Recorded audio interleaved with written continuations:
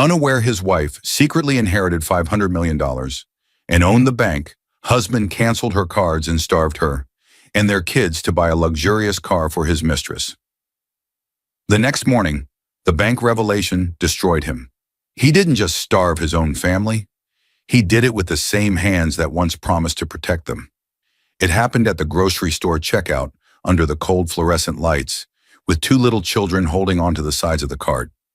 Anna Collins, the quiet wife who lived modestly by choice, slid her bank card to pay for milk and bread, only to watch the screen flash the word "declined" again and again. The cashier looked at her with pity. Strangers avoided her eyes, and her children, they didn't understand why dinner might not happen that night. Both cards she tried were controlled by the same man, her husband, through a joint account he managed from his phone. He had cut them off with a few clicks, without warning, without a word. At home, the fridge held nothing but leftovers and a single apple. When Anna called her husband, Mark, hoping there was a simple mistake, he answered with a voice colder than the empty refrigerator behind her. "I canceled your cards. You spend too much. Learn to budget." He hung up without caring what his words did to her, without caring that she now had two hungry kids looking up at her, without caring that just hours earlier, he had drained their visible savings to secure a luxury car for another woman. A mistress who sent him kiss emojis while Anna cut sandwiches into shapes to hide how little food was left. What Mark didn't know was this: the woman he had humiliated, abandoned, and financially strangled was the secret heir to the largest share of the regional bank chain that held his accounts and handled the payment for his new car. And the next morning, when Mark stormed into that same bank demanding his rights, he had no idea the woman sitting at the long executive table, calm, quiet, steady, was not just his wife.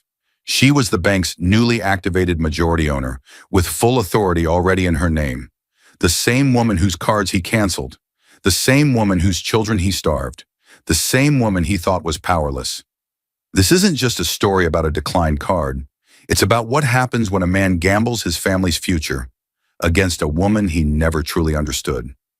Dear viewers, thank you for being here. If you watch without subscribing, it's like leaving Anna alone in that grocery line all over again. Quiet, unprotected, underestimated. When you subscribe, you stand with every woman who stayed kind, stayed patient, stayed loyal, until the day she finally rose. The first sound in the room was the sharp crack of a pen hitting the table. Anna Collins, 32, quiet, graceful, and freshly grieving, flinched as it rolled toward her.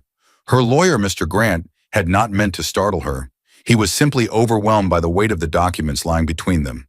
The room felt too bright, too clean for the kind of truth she was being asked to carry.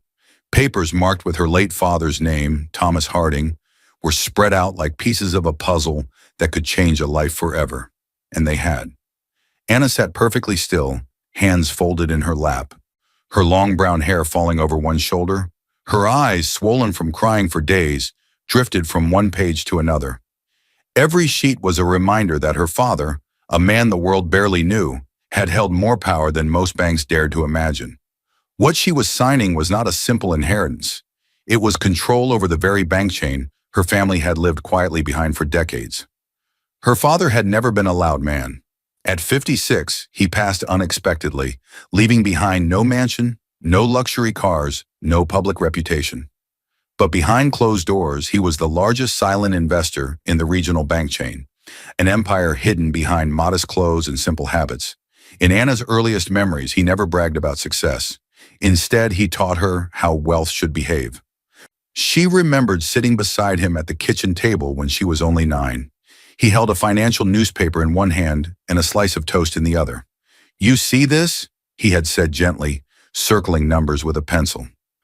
Money is loud for the insecure, but real power is quiet. She had watched him carefully, absorbing every word like a child watching the stars. He would teach her how to read charts, balance sheets, and bank reports the same way some fathers taught their children to ride a bike. Their bond was built on truth, perspective, and a strange kind of secrecy he believed protected them. And now all of it belonged to her. Her hand trembled as she picked up the pen again. Mr. Grant, mid-40s, calm voice, her father's trusted advisor, leaned forward. This last page makes it official, he said. Anna, once you sign this, you become the majority owner. The shares transfer to you today. But remember the terms. Your father required that everything stays private. Your voting rights and public role stay on hold until you sign the final activation documents. He tapped a thin sealed envelope at the edge of the file. These you can choose to sign later, whenever you feel ready. Until then, only the board and I know the full truth. Anna swallowed hard. I understand. You will inherit roughly 500 million, he added gently, knowing the number still frightened her. Most of it is in bank shares and long-term structures, not cash in a regular account. And when you activate this, he nodded toward the envelope, you will hold full authority on the bank's board. She nodded, but her eyes drifted to the window. She didn't feel rich. She felt empty. Mr. Grant continued, your father believed you'd use this wisely.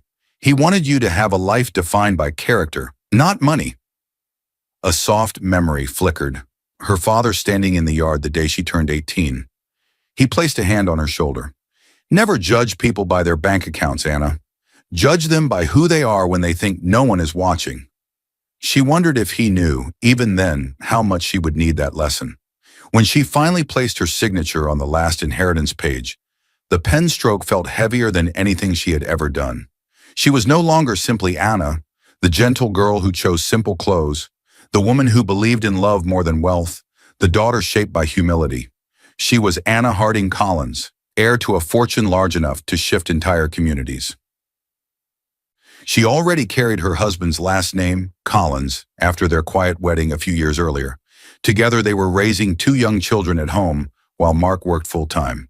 Yet she wanted none of the spotlight. She wanted a normal life, one where she married for love and raised children without them feeling the shadow of her family's name. Mark knew she came from a decent family, but not that her father owned the bank chain behind their local branch. At Anna's request, her father had kept things discreet.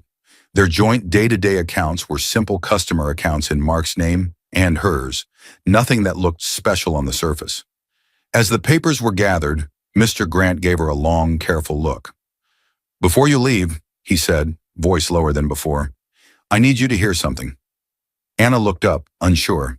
He hesitated, then offered the warning her father once whispered to him. Money doesn't change people. It reveals them. Please, be careful who stands close to you. The air seemed to freeze. At that time, Anna had no reason to fear anyone. She was in what she believed was a loving marriage with Mark Collins, her 28-year-old husband. Charming, hardworking, humble. A man who admired her simplicity, who said he felt peaceful around her, who loved that she didn't care about expensive things. He told her once that she was pure-hearted. To Anna, he was safe. To Anna, he was home. She offered Mr. Grant a small, tired smile.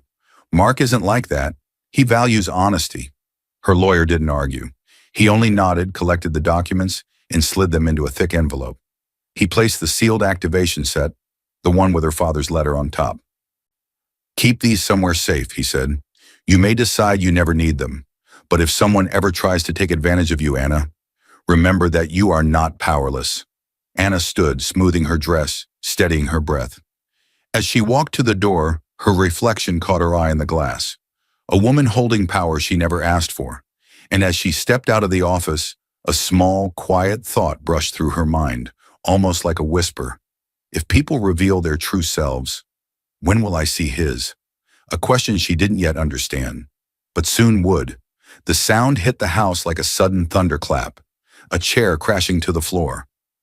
Anna Collins, now 35, snapped her head toward the living room just in time to see her husband, Mark, pacing with sharp, restless steps. His jaw was tight, his shoulders tense. His shirt half untucked from another long day at work. Their daughter Lily, 8 years old, bright and gentle, jumped at the noise, and their son Noah, 5, curious and sensitive, pressed closer to his mother's leg. For a moment, the scene looked like a storm gathering in the middle of an otherwise peaceful home. Sorry, Mark muttered, forcing a smile too quickly. Long day. But the way his hands trembled slightly. It didn't feel like normal work stress. It felt like something heavier, something Anna couldn't name yet. She steadied her children with a reassuring touch, her voice soft. It's okay. Why don't you two go finish your drawing? Lily led Noah toward the play corner, whispering gently to him. The house slowly softened again, but the sharpness of Mark's earlier frustration hung in the air like a shadow. The intensity faded, giving way to a gentle rhythm. Anna moved to tidy the fallen chair, her movements calm, practiced. Years of marriage had taught her how to absorb pressure without letting it spill into her children's world. Her life with Mark had always been simple, warm, and modest. By choice, she had kept her inherited wealth untouched. The bank shares were locked in long-term structures under her maiden name, Harding. She still worked part-time at a small office, cooked most evenings, and drove an old sedan without complaint. She never flashed jewelry, never hinted at the power her name quietly carried in the financial world. She wanted a home built on love, not money. She had two beautiful children, a modest house, and routines that felt safe. At least, they used to. As she placed the chair upright, she glanced at her children. Lily laughed at something Noah said, their drawings scattered around them like little worlds made of color and innocence. Watching them always softened Anna's heart. Her daughter had her calm spirit. Her son had her father's curious eyes. The sight filled her with a deep contentment. This was the life she wanted to protect. But underneath that peace lived a locked secret. In the bedroom behind her jewelry box was a wooden drawer that only she had the key to. Inside was a single file marked "Final Approval Pending." She hadn't opened it in years. It contained the last stage of her inheritance, documents that would give her full activation rights over everything her father left her, including direct control over the bank's board. She didn't need it. She didn't want it. She wanted to build a life based on trust. Her father had allowed this. His will gave her room. She could delay taking an active position for as long as she wished. So she chose to live as if they were an ordinary family. Mark believed he was the sole provider, and she had allowed it. He handled their visible accounts, their bills, their budgeting. Their joint salary account and savings sat in the same bank her father once owned a controlling share of, now hers, though Mark only saw it as the closest convenient branch. He believed she came from a simple, ordinary background, and she let him believe it because simplicity brought her peace. But lately, something inside that peace had begun to shift. As the children colored and the house settled, Anna stepped into the kitchen to check the time. Her phone buzzed on the counter. A message from Mark. She wiped her hands and opened it. Working late again. Don't wait up. Her eyes narrowed slightly, not in anger, but in confusion. Mark had already come home earlier, pacing and tense. Why was he saying he would be working late when he was already here? She checked the timestamp. The message had been sent just before he walked in and knocked over the chair, while he was still outside, still deciding what version of his day he would hand to his family. Anna read the message twice, once for the words, once for what the words didn't say. She replayed the last few weeks in her mind. He had started coming home at strange hours. He kept his phone on silent. He had begun locking the screen quickly whenever she walked by. He showered the moment he entered the house. He complained more often about bills, even though they lived modestly and rarely spent on extras. Little things, scattered pieces. Nothing dramatic, nothing she could point to directly. But small changes are sometimes the loudest warnings. When Mark re-entered the kitchen, his face brightened too quickly again. Everything okay? She nodded with a soft smile. Yes, just tired. He leaned in to kiss her cheek. The gesture was familiar, but the energy behind it felt colder than it used to be. His eyes didn't settle on hers. His hands didn't linger. For the first time since their wedding day, Anna felt a strange emptiness form between them. She didn't mention the text. She didn't ask why he pretended to be somewhere else. She didn't ask why his temper was rising more often. Instead, she watched him walk to the living room, phone in hand, shoulders slightly hunched. Not like a man carrying normal stress, but like a man carrying secrets. She exhaled slowly, her hand brushing over the counter. As she did, her fingers touched her key ring. The small golden key, the one that opened the locked drawer, glinted briefly in the soft kitchen light. A quiet voice whispered inside her memory, her father's voice. Be careful who stands close to you. She pushed the thought away, forcing a breath of calm into her lungs. But as she returned to her children, a deep, unsettling truth tugged at her. Something in her life was shifting, something she couldn't yet see, but soon would. And later that night, when she checked her phone again, another message from Mark waited. One that would raise the first real question in her heart. The slam of the front door shook the entire hallway.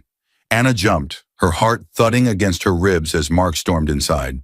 His face was red, his breathing uneven, his movements sharp as if he had been holding anger in his fists all day.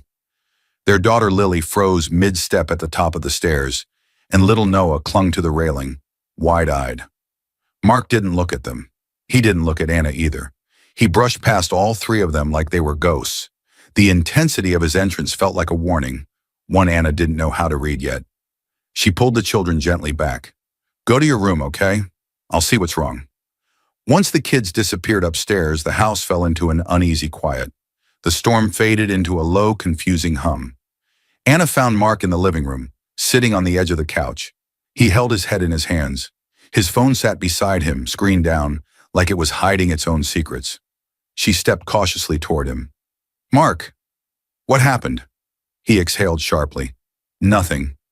Work stuff." But his body said otherwise. His shoulders were tense. His eyes avoided hers. His fingers tapped the couch cushion in a nervous rhythm. For the past month, these signs had slowly started showing up. Pieces of a puzzle she didn't want to put together. He had begun taking more work trips, even though his job as a regional sales manager rarely required travel before. He snapped about money more often, even though their lifestyle hadn't changed. One moment warm, the next distant. And he snapped over the smallest things, forgotten keys, noisy children, simple questions. And then there was his phone, the device he used to leave in plain sight, now never left his hand. He kept it on silent. He typed quickly, screen angled away. He even took it with him to the bathroom. Anna tried to believe it was just stress, workload, pressure, tiredness, something normal, something fixable. But the changes were too many and too sudden. She sat beside him gently. "Is there anything I can do?" "No," he muttered, standing abruptly. "I just need space." He grabbed his phone and walked out of the room, leaving Anna staring at the empty space he'd been sitting in. The living room felt colder after he left, like the warmth of their marriage had slipped out with him. Slowly, reflection filled the quiet. She thought of how he used to be, how he laughed easily, how he held her hand without thinking, how he once told her on their wedding night, "I hate men who cheat. I'd never do that to my family. Never." The memory played in her mind like an old film, soft, bright, full of promises. Back then, she had believed every word. But now, the man walking through their home felt like a stranger wearing Mark's face. Her breath shook as she tried to calm herself. She didn't want to accuse him of anything. She didn't want to imagine the worst. She wanted to protect her children and keep the peace. Still, something inside her, something quiet but sharp, kept whispering, "Something isn't right." That night, long after she tucked the children into bed, Anna stepped into the hallway to check if Mark locked the front door. She stopped halfway. Mark's voice echoed softly from around the corner. He was whispering. She moved closer, careful not to make a sound. Mark stood near the dark hallway window, phone pressed to his ear, voice lower than she had ever heard it. "Yeah, I miss you too," he whispered. "I'll see you soon, Lana." Anna's entire body went still. The name cut through her like a blade, gentle at first but deep enough to reach her bones. Lana. A woman's name, a name she had never heard before in his stories about work. Her breath hitched, too loud in her own ears. She stepped back, gripping the wall for balance. When Mark hung up and turned, she forced herself to stand straight. He spotted her in the dim hallway. "Hey, didn't know you were awake." He gave her a too casual smile. "Just talking to a coworker about a project. Nothing big." A smooth lie, a quick lie, a practiced lie. He kissed her forehead lightly and walked past her, as if the world had not just tilted beneath her feet. Anna stared into the darkness he left behind, heart trembling, mind racing with questions she was suddenly afraid to answer. And as she returned to the bedroom, one thought whispered quietly in her chest. If a name could shake her this deeply, what would tomorrow reveal? The beep of the grocery scanner sounded sharp and final, like a warning shot. Anna stood at the checkout counter with 2 bags of basic groceries: bread, milk, eggs, fruit, and a small snack for each of her children. Lily and Noah stood beside her, quiet and patient, unaware that their mother's stomach was already tightening with worry. The cashier, a young woman with kind eyes, smiled politely. "That'll be $34.18. Anna slid her debit card through the reader. It was the everyday card tied to Mark's salary account, the one she always used for groceries. Declined. The sound was loud in her ears, like a slap. She frowned gently, trying to hide her confusion. "Let me try another one." She reached for the second card, the emergency credit card Mark had added her name to, just in case. She tried again. Declined. The cashier's smile faded, replaced by a soft look of pity that cut deeper than the beep itself. People in line shifted impatiently. Her cheeks warmed. "There must be a mistake. Could you try one more time?" The cashier nodded, but her expression said she already knew the result. Declined. Anna's breath trembled. Her children looked up at her, sensing the tension. "Mama," Noah whispered, tugging her sleeve. "It's okay," she said softly, forcing a calm smile. "Everything's okay." But it wasn't. She paid with the few bills she had in her purse, barely enough to cover the basics. She apologized to the cashier and hurried out, gripping the grocery bags in her children's hands as if holding on to them would keep her steady. Her heart pounded as she loaded the bags into the car. Both cards were linked to accounts Mark controlled online. If they were canceled, he had done it. There was no reason they should be empty. She didn't spend money on anything unnecessary. Their life was simple, and her inheritance. That money wasn't even in any of these accounts. It sat in investment structures and shares under legal lock until she signed the activation documents. Her day-to-day life still depended on Mark's income and their modest savings. So the only person who could change their daily finances this suddenly was Mark. A sharp fear hit her chest. She sat in the driver's seat, pulled out her phone, and dialed her husband. He answered on the third ring, his voice flat. "What?" "Mark, all my cards were declined. The grocery card, the backup credit card. Did something happen?" Silence, a cold kind. Then, "I canceled them." She blinked, stunned. "You? What? Why?" "You spend too much," he said, voice clipped. "Learn to budget." Her grip on the phone weakened. "Mark, I bought groceries for the kids. They need to eat." "Well, figure it out, I'm busy." The line went dead. Anna stared at the screen, unable to breathe for a moment. Not because of the canceled cards, but because the man who once promised to protect their family had cut her ability to feed their children without a single ounce of care. She looked into the rearview mirror. Lily and Noah were whispering to each other, trying to make sense of why Mommy looked so pale. Anna blinked back tears and forced a smile. "Let's go home." The house felt colder when they walked in. Anna placed the small grocery bags on the counter and opened the fridge. The light flickered dimly, revealing almost nothing inside. Half a bottle of ketchup, old leftovers, and a single apple. Her throat tightened. "Mama," Lily said softly, "is dinner going to be late?" Anna knelt down, brushing her daughter's hair gently. "No, sweetheart, everything's okay." A lie to protect them. She made simple sandwiches, cutting them into little shapes to hide how plain they were. She laughed with them, listened to their stories, wiped crumbs from Noah's chin. But behind every smile was fear. How long had Mark been planning this? Why hadn't he talked to her? Why did he sound so cold? It didn't feel like ordinary stress anymore. It felt like something else, something darker. A decision made long before the beep of that grocery scanner. After dinner, she tucked their children into bed, humming softly until their eyes closed. Lily hugged her tightly. Noah kissed her cheek. When she stepped into the hallway, exhaustion pulled at her bones. That was when she heard it, a faint buzz. Mark's phone, left carelessly on the dining table, lit up in the darkness. The screen was locked, but the notification preview glowed bright. Anna walked over, instinct guiding her even though she didn't want to see. A new message. "The dealership says the car will be ready tomorrow." Her stomach dropped. A car? For who? And why would he be arranging a car with someone sending kiss emojis? On the same day he canceled her cards and left their fridge nearly empty? Her mind spun with questions she didn't want answers to. She backed away slowly, heart pounding. Something was very wrong, and whatever the truth was, it was coming. In the silence of the hallway, her father's voice echoed softly in her memory. People reveal who they really are when they think you aren't watching. And for the first time, Anna felt the beginning of a terrifying truth pressing against the edge of her world. The sound of running water exploded through the bathroom door. Violent, rushed, almost panicked. Anna froze in the hallway, her hand still hovering near the spot where Mark's phone had buzzed earlier. He had come home 5 minutes ago, dropped his keys on the table, kissed her forehead without looking at her, and walked straight into the shower. No greeting, no explanation, no glance at the children.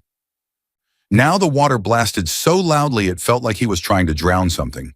Fear, guilt, or evidence she couldn't yet see. Her pulse raced. The message from the dealership still echoed in her mind. The dealership says the car will be ready tomorrow. A smiley face, a flirty tone, a secret plan. Her stomach twisted. Her husband, Mark Collins, 37, the man she once trusted fully, had canceled their cards, left their fridge almost empty, and was arranging a car with someone who wasn't her. Someone who sent him playful emojis. Someone who had access to him in ways she no longer did. Intensity tightened her chest as she stared at the locked bathroom door. Slowly her breathing eased as reflection crept in. She needed to know more, not to start a fight, but to understand the truth before it destroyed her.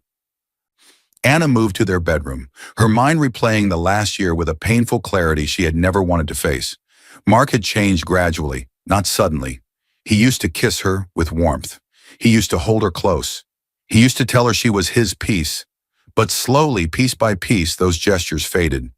First, the long work trips, then the cold responses, the quick lies, the whispered phone calls, the anger over nothing, the walking out in the middle of conversations, the new clothes she never bought for him, the cologne she didn't recognize, the sudden money problems that never matched their simple bills. She had explained it all away: stress, pressure, exhaustion. She tried to stay gentle for their 2 children, Lily and Noah. She tried to give Mark the peace he once gave her. But now, everything pointed somewhere she had never wanted to go. Cheating, and worse. He was using money meant for their children to fund it. Logic settled painfully in her chest. His sudden need to control finances, his anger, his secrecy, his insistence that she learn to budget, his coldness at the grocery store phone call, his willingness to let his own children go hungry. This wasn't stress. This was betrayal. She felt her father's lessons echo in her chest. Judge people by who they are when they think no one is watching. Now she was watching. The bathroom door creaked open. Mark stepped out, towel wrapped around his waist, scrolling through his phone instantly, checking, deleting, hiding. He had grabbed it from the table the moment he left the shower, as if afraid of leaving it out of his reach again. Anna stood near the dresser, steady but breaking inside. "You came home early," she said softly, testing his reaction. He barely glanced at her. "Yeah, got things to do." "Like the dealership?" she asked gently. His head snapped up. His eyes darted too quickly. "What dealership?" "The message on your phone," she replied, "about the car being ready tomorrow." His jaw tightened before he forced a laugh. "Oh, that? It's work stuff. A company demo car. You misunderstood." "Work with hearts and kiss emojis?" she asked, voice barely above a whisper. He stiffened. "Anna, don't start. You always overreact. It's a coworker. She jokes a lot." A coworker. That was the lie he chose. Anna looked at him, not with anger, but with a pain so deep it silenced her. Mark walked past her, mumbling excuses she didn't believe. He put on a clean shirt, grabbed his wallet, and headed for the door. "You're leaving?" she asked. "Yeah, meeting. Don't wait up." He left before she could say another word. The house grew silent, heavy like a storm that refused to break. Anna walked into the hallway and sat on the floor near the children's bedroom door. She listened to their quiet breathing, letting it ground her, keep her from falling apart. Her heart ached for them more than for herself. She needed to protect them. She needed to stay steady. She needed to know the full truth. Her hand drifted to her pocket, closing around the small golden key, the one that opened the locked drawer with her father's documents. She wasn't ready to use it. Not yet. But something inside her whispered that soon she might have no choice. As she stood, Mark's cloud backup, still automatically syncing to their shared tablet on the bedside table, buzzed once more. A new message preview flashed across the screen.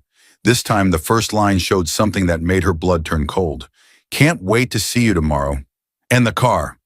And with that message, the final thread of her illusions began to unravel. The house shook with the force of the front door slamming. Anna jumped, her breath caught in her throat. Mark had returned. She heard his heavy steps stumble through the hallway, followed by the thud of something hitting the wall. Maybe his bag or maybe his anger. His voice echoed faintly, muttering curses under his breath, sharp and careless. The children were asleep. She couldn't let him wake them. She took a step toward the hallway, but before she could reach it, she saw him pass by. The shadow of a man she once loved. His shirt was wrinkled. His eyes were cold. His phone was in his hand, lighting up again with another message she dared not read. He didn't look at her, didn't speak to her, didn't even pause. He went straight to the bedroom, shut the door, and locked it. Intensity pulsed around her like a warning siren. Her hands shook. Then, silence. A deep, dangerous silence that said everything she didn't want to hear. Slowly, reflection settled over her like a heavy blanket. She stepped into the small home office and lowered herself into the chair near the old wooden drawer. The one she had been avoiding for years. She reached for her keyring, her fingers trembling around the small golden key. The same key that had always scared her. The same key that connected her to a life she tried to leave untouched. Tonight she couldn't ignore it anymore. Because now she wasn't just a hurt wife. She was a mother who needed answers. A woman pushed beyond fear. She inserted the key and turned it.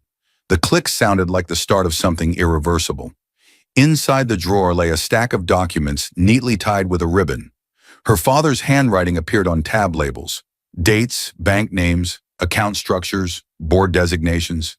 She knew these papers were powerful, but she had pushed them away, believing she would never need them. And at the top was the sealed envelope Mr. Grant had given her years ago, her father's last letter. Beside it was a thin packet labeled Final Activation Documents. A small card from her lawyer rested on top. "Whenever you are ready, we can complete this," it read. Her throat tightened as she lifted the envelope. She remembered her father's gentle voice, the way he always spoke with calm certainty. Her fingers traced the edge of the seal. She opened it. Her father's handwriting flowed smoothly across the page, filled with the warmth she missed every day. "My Anna, if someone ever tries to take advantage of you, you will not need to fight back. Your position will do it for you." A tear slid down her cheek. She wasn't reading a warning anymore. She was reading prophecy. Her father had known what the world could be like. He had known the danger of people who smile with love but hide selfish intentions. He had taught her gently but firmly how to protect herself without ever raising her voice. Back then, she didn't understand. Now she did. She sat still, the letter trembling in her hands, the truth settling deep into her heart. She wasn't powerless. She wasn't trapped. She wasn't at the mercy of Mark's cruelty, nor his secrets, nor the mystery of this woman named Lana. She had the legal right. She had the financial strength. She had the authority over the very bank her husband depended on. Her gaze shifted to the packet marked Final Activation Documents. Her father's shares, her board rights, her majority stake in the regional bank chain. She inhaled deeply. This wasn't weakness. This was clarity. This was the moment her heart stepped out of fear and into truth. She reached for her phone with unsteady fingers and typed a short message to Mr. Grant. "I'm ready to activate everything. I need your help. It's urgent." She hit send. A few seconds later, his reply arrived. "I'll arrange an emergency meeting first thing in the morning. We'll protect you and the children. Keep everything safe tonight." She closed her eyes for a moment, letting the calm in his words steady her. But before she could gather the documents or fully steady her breathing, a sound from down the hallway made her freeze. A muffled voice. Mark's voice, talking softly through his locked bedroom door. She stepped closer, her heart loud in her ears. Words slipped out clearly through the thin wood. "Lana, don't worry. Tomorrow we'll fix everything."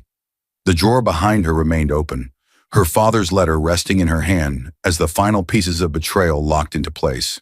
And in the quiet darkness, one thought cut through her chest like a blade. Tomorrow. Something was coming. The printer spat out papers so fast the machine shook. Anna stood over it with both hands braced on the desk, her breath unsteady, her heart racing. Line after line of bank statements poured out. Transactions she never approved, withdrawals she never knew about, expenses that didn't belong to her family. Every page was another slice of truth, and every truth cut deeper than the one before. The loud churn of the printer felt like thunder in the small home office. But Anna didn't flinch. She collected the warm papers, stacking them with a sharp, controlled precision. Intensity filled the room. This was the moment she stopped hoping Mark would explain himself. This was the moment she stopped giving excuses for his cruelty. This was when the fight turned quiet and real. Slowly, gravity settled onto her shoulders. After sending the message to Mr. Grant, Anna had not slept. The night deepened around her, but she stayed awake, moving with quiet purpose. The children slept in their room, safe for now. Mark had gone out again after his call with Lana, saying he needed air, leaving his side of the bed cold and empty. He hadn't noticed that their shared tablet on the bedside table still backed up his phone. Anna used her own login to access their online banking, something she rarely did, because Mark always insisted he'd handle everything. Now she wished she had looked sooner. The first statements made her stomach twist. The joint savings account, 20 years of careful budgeting and saving, had been drained in weeks. Large transfers went out to an account in Mark's name only. From there, payments to the car dealership appeared. Deposits labeled holding fee. The money that was supposed to be their safety net had become fuel for his betrayal. She printed every page. Next, she opened the cloud backup linked to the tablet. Messages synced one after another. Her chest tightened as she searched for a name she already knew. Lana. The thread of conversations between them was long. The messages weren't innocent. They were intimate. They were full of promises he no longer made to her. She took screenshots, saving every line that showed intent. "I can't wait till it's just us. She doesn't understand me like you do. The car will be ready tomorrow. You'll love it." She saved every screenshot. Then came something worse. An audio file blinked in the backup, a voice note he had sent to Lana days earlier. With shaking hands, Anna pressed play. Mark's voice filled the room, rough and careless. "I'll starve them before I let her cost me money. She'll learn her place." Anna's hand covered her mouth. Her legs weakened, collapsing her into the chair. The weight of the betrayal crushed through her chest. Not just infidelity, not just deception, but intentional harm. She saved the audio. Next came the voicemail. Lana's voice, light and mocking, automatically backed up from his phone. Why does he even stay with her? Honestly, he deserves better. Tomorrow you'll have the car, and then he won't need to hide anymore. Anna's breath hitched, not from jealousy, but from the cruelty. She saved the voicemail. The night was silent except for the soft hum of the printer and the beating of her heart. Then her phone vibrated. A new email from Mr. Grant. "Anna, I've spoken with the bank's president and legal team. If you sign the activation documents this morning, your authority as majority shareholder will be active immediately. We will also flag your accounts for suspected financial abuse and reverse any improper transfers under bank policy." She looked at the packet on her desk. The final activation documents she had ignored for years. With a steadying breath, she signed each page. Her signature turned hidden power into active authority. Her father's letter lay open beside the documents. His words held her heart steady. "You will not need to fight back. Your position will do it for you." She believed him now. Before sunrise, she had scanned the signed documents and sent them to Mr. Grant. He confirmed an emergency board call and a separate internal action. The joint account flagged, the transfer to Mark's solo account disputed, and the payment to the dealership frozen pending investigation. "Anna," he wrote, "emotions ruin strategy. Stay calm. Let the facts speak. We will also notify the dealership that the funds are under dispute. They will not be able to release the vehicle legally. The house settled into early morning quiet. The children slept peacefully. Mark was still out, working late, unaware his lies were unraveling, thread by thread. Anna gathered all the printed statements, screenshots, audio files, and voicemails into a single folder. Her hands didn't shake anymore. Her heart didn't race. She was calm, steady, anchored by purpose. She walked to the locked drawer, placed the folder inside beside her father's documents, and closed it gently. Her reflection in the glass door looked different. Still soft, still kind, but no longer naive. As she turned off the office light, her phone buzzed again. A new message from Mr. Grant.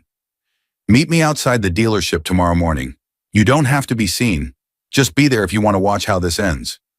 She didn't know exactly what would happen there, but she knew one thing for certain. It would change everything. The roar of the engine sliced through the quiet morning like a blade. Mark Collins burst out of the glass doors of the dealership, practically dragging Lana by the wrist. His face was glowing with pride. Too bright, too eager, like a man who believed he had finally won something. Lana, a woman in her early 30s with sharp features and high-maintenance confidence, squealed with excitement the moment she saw it. A luxury car, silver, custom interior, the kind of car Anna would never buy, even with her hidden wealth. "Mark!" Lana gasped, covering her mouth. "You actually bought it!" Mark threw his arms wide as if he were presenting a masterpiece. "I told you, baby. I take care of my woman." He said it loudly, loud enough for the dealership staff to hear, loud enough to stroke his own ego, loud enough to drown the guilt he refused to face. He strutted toward the car, touching the hood like it was a trophy. He held out his phone, angling for photos. "Take a picture of me, babe," he said with a grin. Lana obeyed, posing him like he was some kind of celebrity. He smiled wider than he had smiled in months. Not for his wife, not for his children, but for another woman and a car he bought with stolen marital funds. Across the street, inside a parked car with tinted windows, Anna sat with Mr. Grant. She watched quietly, hands clasped tightly in her lap. Her lawyer had reminded her, "You don't need to step out. You've already acted. Let procedures work." She stayed silent. Then the sound hit. Not a roar, not a cheer, but the slicing command of authority. "Mr. Collins, step away from the vehicle." Mark froze mid-smile. Two uniformed officers and two officials in suits with bank badges approached him across the dealership parking lot. Their faces were firm, professional, unreadable. Lana blinked. Mark? What's happening?" Mark tried to laugh it off. "Probably a mistake. Officers, what's the problem?" One of the bank officials stepped forward. His identification card reflected the sunlight. "Mr. Mark Collins, the payment for this vehicle has been flagged by our fraud and compliance team." "Flagged?" Mark scoffed. "I made the payment yesterday." "With marital funds from a joint account," the official replied calmly, "which has now been reported by your spouse as being used without her consent. Under bank policy and pending investigation, the payment is reversed. Legally, the dealership cannot release this vehicle to you." Mark's face drained of color. Even Lana's lips fell open in shock. "What? No. No, there has to be a mistake," Mark shouted, stepping between them and the car. "I'm the one who earns the money. I transferred it." The officer shook his head. "The joint savings account you emptied is now under dispute. Until the investigation is complete, those funds are frozen, and this vehicle belongs to the dealership, not you." Lana's breath hitched. "Mark, you said you had your own money." Mark whipped his head toward her, panic spreading like wildfire. I do. This isn't. There must be an error." The second bank official lifted a clipboard. "The co-owner of the account, your wife, filed a formal complaint for financial abuse and unauthorized use of shared funds. We are obligated to protect her rights." Anna watched from the car, her jaw tight but her eyes dry. She didn't enjoy his humiliation. She simply needed the truth exposed. Mark's mouth fell open. His pride cracked. My wife?" he sputtered. She doesn't handle our finances. I do." "Regardless," the official replied, "she is the joint owner, and she has rights." One officer stepped around him, opened the car door, and spoke to the dealership manager standing nearby. "We'll leave the car with you. The sale is void until payment is lawfully resolved." The manager nodded stiffly, clearly unhappy but bound by policy. Mark tried to grab the driver's door handle, but the other officer lifted a hand sharply. "Step back, sir. This isn't your vehicle." The keys never reached his hand. The car, the gift meant to impress his mistress, sat still, untouched, out of his reach. Lana stepped backward, her face twisting in confusion, fear and disappointment all at once. "Mark, why is your wife involved?" she whispered, voice trembling. "You told me things were almost over with her." Mark didn't answer. He couldn't, because for the first time he realized what Anna had done. She had moved quietly, legally, with precision that only someone with real power could use. The dealership staff watched from the windows. Neighbors driving by slowed down, staring. Lana covered her mouth, humiliated. Mark stood frozen in the sunlight, his world tilting, unraveling, splitting at the seams. "Mark!" Lana whispered again, stepping away from him. Her heels clicked back on the pavement. "Mark, what did you do?" He stared at her, his mouth opening. But no sound came out, because the truth was simple. He didn't know how deep the trouble went. He didn't know how much power Anna held. He didn't know his greatest downfall had already begun. Across the street, Anna closed her eyes for a moment, then looked down at her phone. As Lana walked away, Mark's phone buzzed loudly in his pocket. A new message. The preview line showed 4 words and a name that made his blood run cold. "Anna, we need to talk." Mark hit the bank door so hard they flew open. "Where is the manager?" he shouted, his face burning red, his voice echoing across the marble floors. Customers turned. Tellers stiffened. A security guard near the desk straightened instantly. Mark charged toward the counter, slamming his palm down. "My accounts are frozen. My money is gone. I want answers now." His rage cracked through the entire building. 2 security guards approached quickly. "Sir, please lower your voice." Mark didn't even look at them. "I said I want the manager." From behind the counter, a woman in a navy suit lifted a hand, signaling for calm. "Mr. Collins, we've been expecting you. Please follow us." Expecting him. The words hit him strangely. He followed the guards through a side hallway, not toward customer offices, but toward the executive wing. A wing he had never seen before. His heart pounded faster, not from fear, but from the humiliation he felt growing inside him. They reached a tall double door. One guard opened it. "Mr. Rain Collins," he announced, "you may enter." Mark stepped inside and froze. Anna sat at the long conference table, not crying, not shaking, not weak, calm, still, composed. Her hands rested gently on a stack of documents. Her eyes held no anger, just a quiet power he had never noticed until now. Across from her sat the bank president, Mr. Coleman, a man in his early 60s with silver hair and a firm posture. 2 board members sat beside him. Mr. Grant, her lawyer, was there too, his expression professional. Mark's stomach twisted. "What is this?" he demanded. "Anna, what are you doing here?" Mr. Coleman cleared his throat. "Mr. Collins, please sit." Mark refused. "No, I want—" "Sit," Mr. Coleman repeated, his tone sharp with authority. Something in that voice made Mark obey. He dropped into the chair opposite Anna, confused, irritated, sweating. Mr. Coleman folded his hands. "Your accounts weren't frozen by mistake, Mr. Collins. They were frozen by authorization." "Whose authorization?" Mark snapped. Mr. Coleman nodded toward Anna. "Mrs. Anna Harding Collins. As of this morning, she is the activated majority shareholder of this bank and an official board member." Silence crashed over the room. Mark blinked, then blinked again, then shook his head in disbelief. "What? No, Anna's not. She can't. She doesn't have that kind of—" Anna opened a folder slowly, her movements calm but final. Inside were papers he had never seen, documents with her father's name, ownership forms, transfer agreements, board acknowledgments, copies of the activation she signed that very morning. She finally spoke, her voice soft but firm. "I asked the bank to review our accounts. The withdrawals you made from our joint savings, moving everything into your sole account to fund a car for your mistress, were unauthorized." Mark's face turned pale.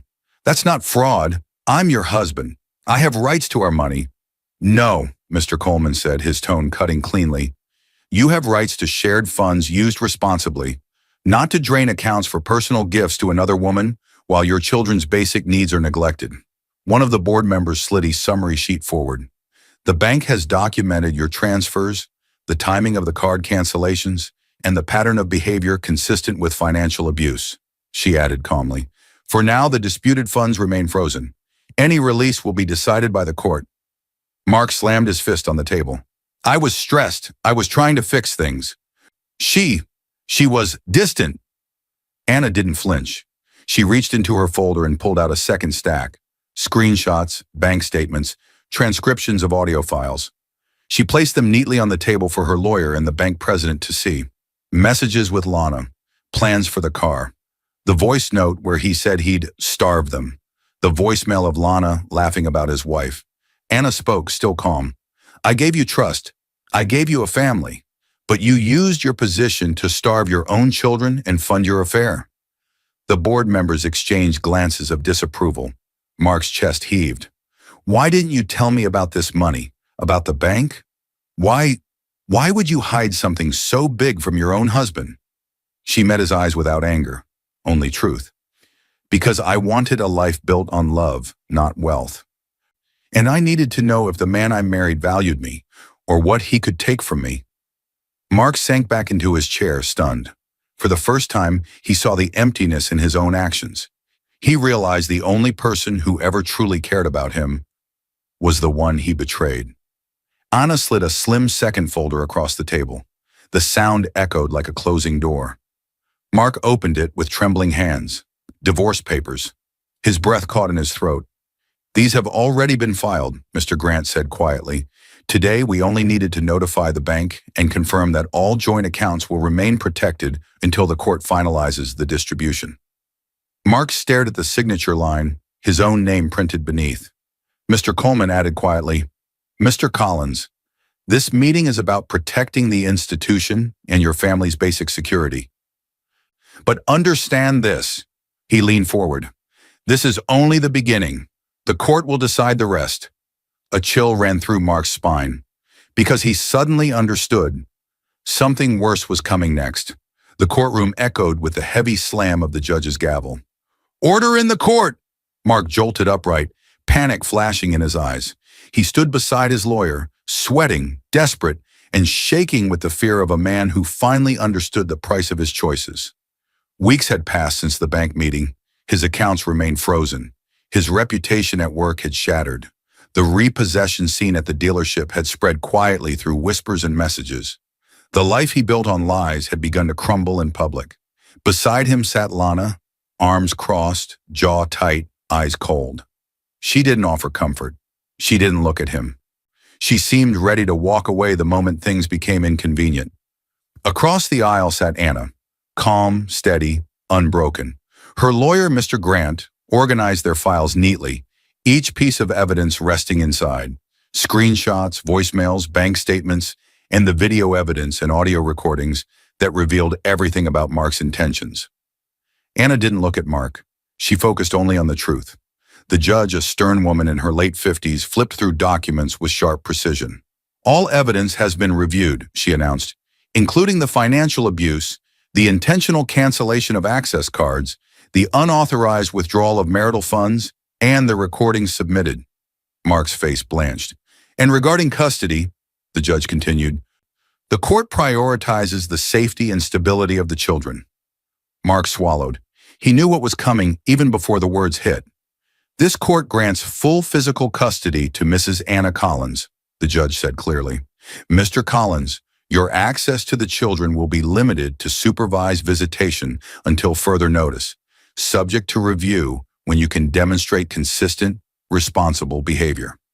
A faint gasp escaped Lana. Mark staggered as if struck. The judge's voice carried no pity. Your behavior showed not only infidelity, but a willingness to weaponize money against your own family. This court will not risk placing the children in an unstable or unsafe environment. Mark tried to speak.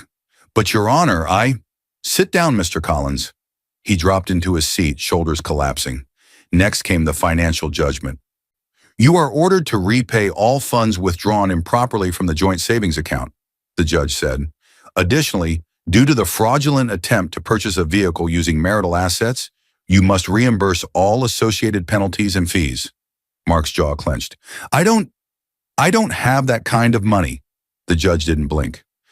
That is a consequence of your actions, she replied. Your obligations stand whether or not your finances are comfortable. The bank has already placed restrictions to prevent further misuse. She turned a page. Furthermore, based on the letter submitted by your former employer, the court notes that your position has been terminated due to misconduct and reputational damage connected to this case. The words struck him like stones. Unemployed, broke, exposed, stripped of everything he tried to hide behind. He turned to Lana, silently begging for support. She stood up. She smoothed her dress. She looked at him with boredom, not love. I can't deal with this, she said simply. Call me when your life isn't a disaster. She walked out without looking back. Mark stared after her, mouth open, hopelessness swallowing him whole. He was alone now, truly alone. Slowly the courtroom emptied.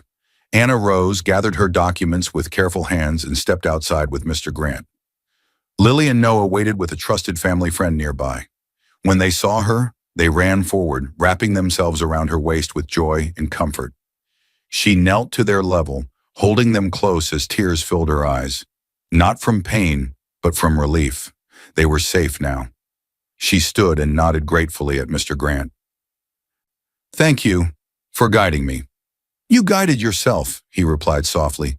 Your father would be proud.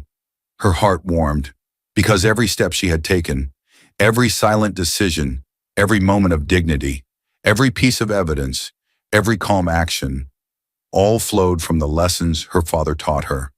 Her father's voice echoed one final time in her mind. When you see someone's true character, protect yourself without fear. And she had. Later that evening, Anna unlocked the door to a new home. Not big, not fancy, not luxurious, but peaceful. Safe.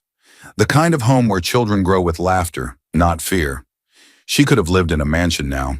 As majority owner of the regional bank chain, her financial security was unquestionable. But she chose this small, quiet house on purpose, because she wanted her children to remember love, not display. Safety, not status. Lily and Noah ran through the small living room, exploring, giggling. Anna watched them with a soft, grateful smile.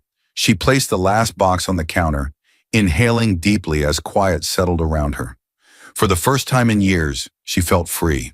She had started taking a quiet role at the bank, attending board meetings, directing policy to protect families from the kind of abuse she had faced. She didn't flaunt her power. She simply used it where it mattered. She stepped outside to the small porch, letting the evening breeze touch her face.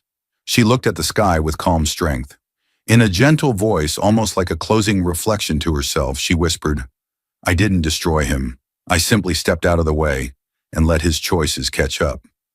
She closed the door behind her, the future waiting on the other side like a new sunrise. I hope you enjoyed watching it as much as I enjoyed creating it. Like, share, and comment on the lessons you've learned. Let me know where you're watching from in the comments below. See you in my next video.